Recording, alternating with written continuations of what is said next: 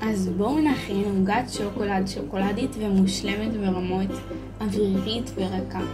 אז המרכיבים שתצטרכו לעוגה הם כוס קמח, כוס שמן, כוס סוכר, 5 ביצים, כוס ושליש שוקולית לעוגות, תמצית וניל, סוכריות לקישוט וחצי שמנת מתוקה. מתחילים בלשבור את 5 הביצים לתוך קערת מיקסר ומפעילים את המיקסר על מהירות גבוהה למשך דקה. אחרי דקה מוסיפים רבע מכמות הסוכר ומחזירים שוב למיקסר על מהירות גבוהה. אחרי שהוספתם את הסוכר בפעם הרביעית אתם תקציבו את זה יותר זמן. אני הקצבתי את זה בערך 5 דקות עד שתקבלו מרקם כזה.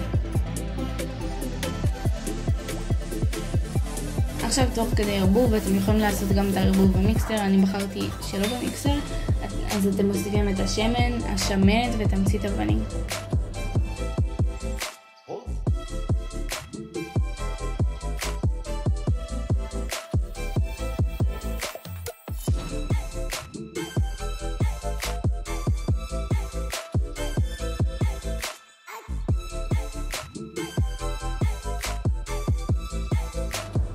עכשיו בקערה נפרדת מנפים כוס קמח,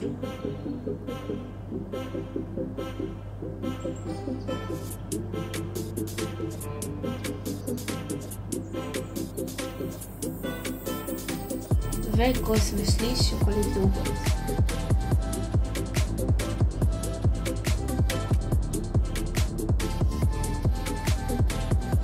אחרי שניפינו, מערבבים את הכל עד לקבלת תערובת אחידה. שלא יהיו גושים של קמח. עכשיו מוסיפים את תערובת הקמחים לתוך תערובת הביצים. עכשיו מערבבים, אבל תשימו לב לא לערבב יותר מדי. זה ממש חשוב, כי זה ייצא לכם לא אוורירי, המרקם יאבס.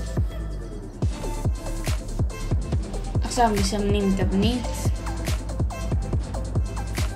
ומוסיפים את התערובת שהכנו.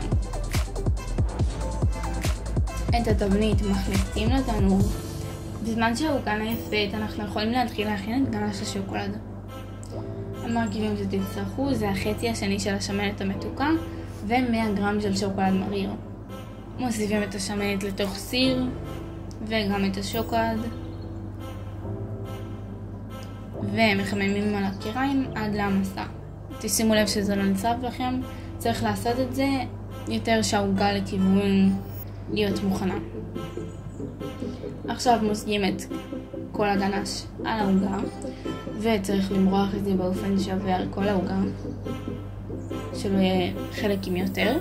עכשיו מקשטים, אתם יכולים לבחור גם לא לקשט, אתם יכולים לבחור קישוטים אחרים, תעשו מה שבא לכם. אני אוהבת כחול ואני אוהבת סוכריות. אני חושבת שזה מוסיף. אתם יכולים לחתוך לכם חתיכה. והנה תראו, זאת התוצאה, ותראו, העוגה הזאת יצאה מושלמת, אוורירית, רכה.